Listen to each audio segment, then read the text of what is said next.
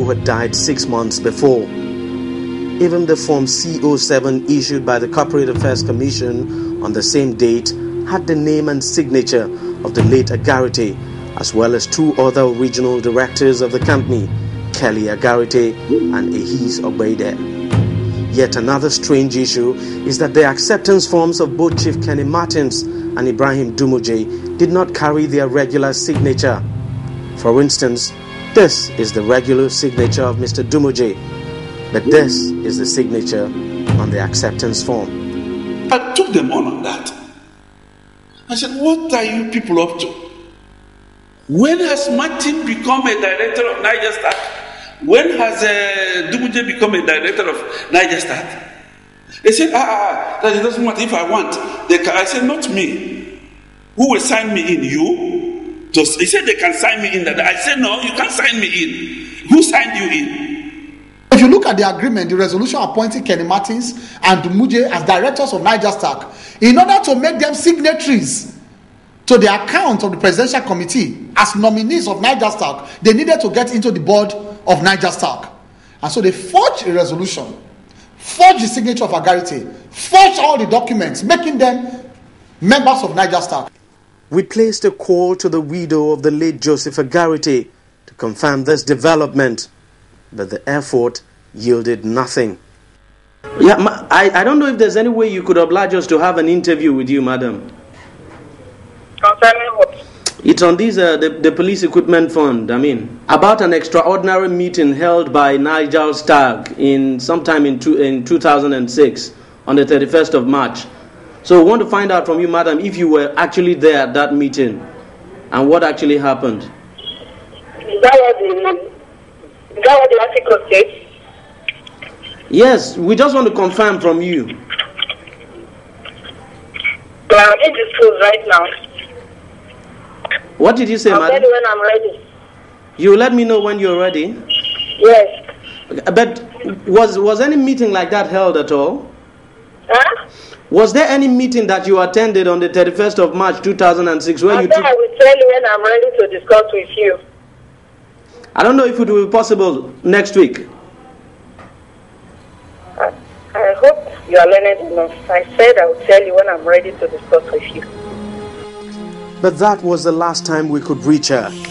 And so, armed with this CAC document, Chief Kenny Martins and Ibrahim Dumuje acted as directors in Niger Stark. But that is not the end of the story on the CAC document. In April 2006, both Chief Martins and Mr. Dumuje, using the document, opened a current account with First Inland Bank in the name of Nigel Stark. The bank testified before a probe panel by the House of Representatives that both men are signatories to the account.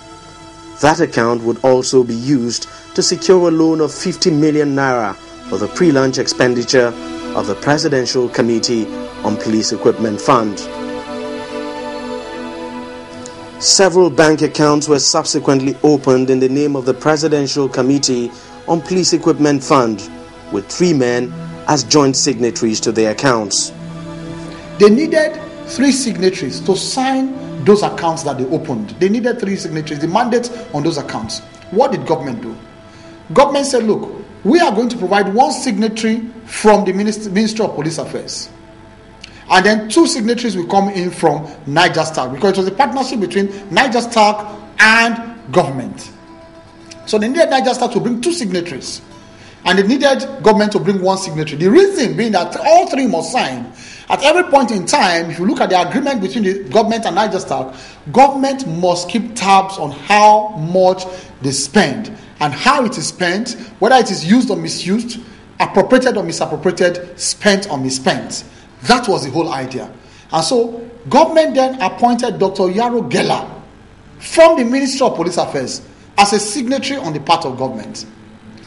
Whether these 3 signatories were approved by the committee as stated in Article 5 of the MOU remains an unanswered question till date.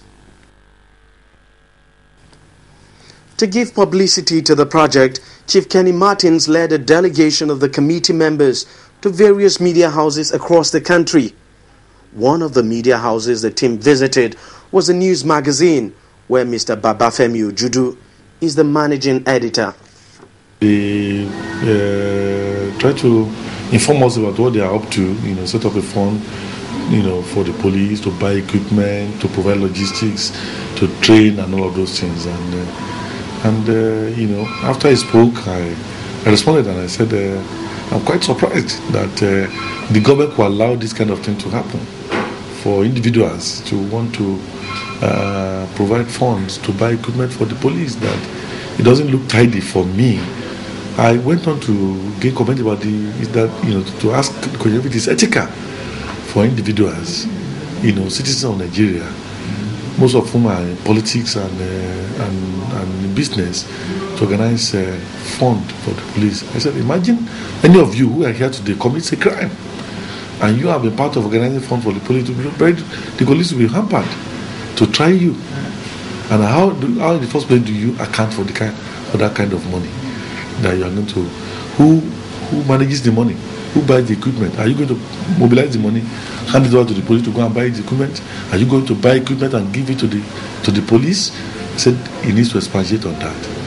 What answer did you get? So he said, no, it is done all over the world. Individuals coming to help the police. There is nothing unethical about it. After all, they are men of honor, men of reputation in Nigeria. They are individuals who are doing their business, who are successful, and they just want to assist the police. And that the fund is there to be monitored by those who give them the money, by the police and the National Assembly and all of those things. So he left.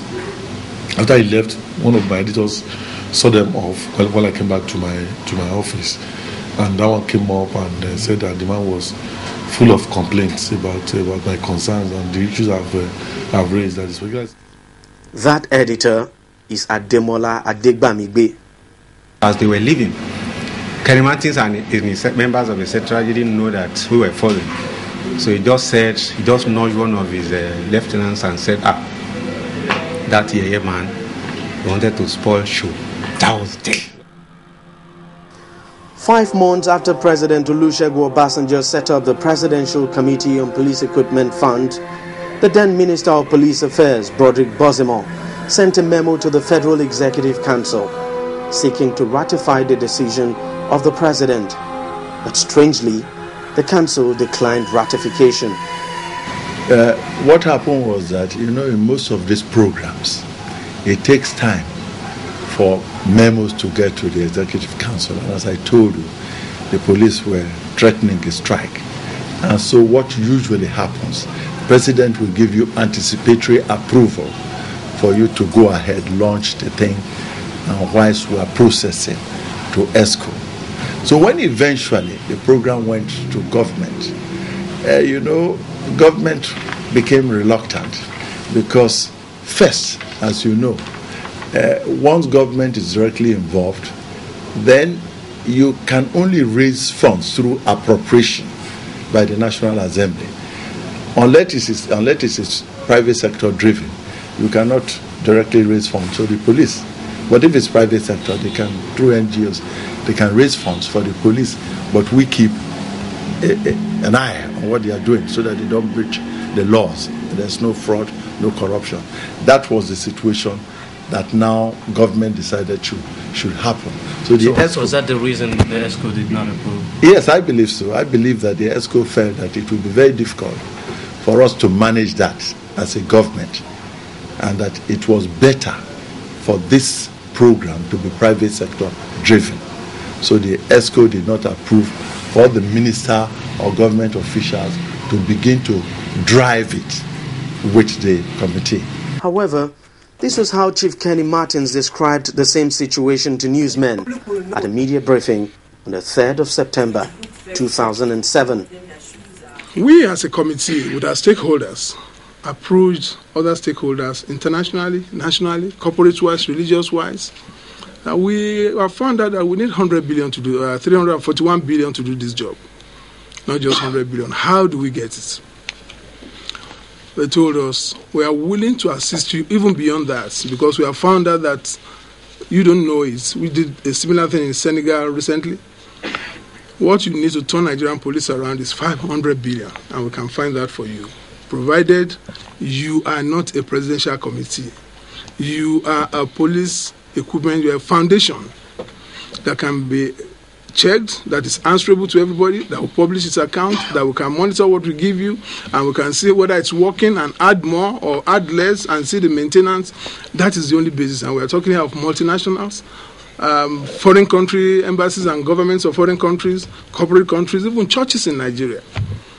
Following the resolution of the Federal Executive Council, the Ministry of Police Affairs sent this memo to the then Inspector General of Police, Sunday Ehidero, informing him, among other things, that the ministry and the force headquarters' participation in the committee had been withdrawn.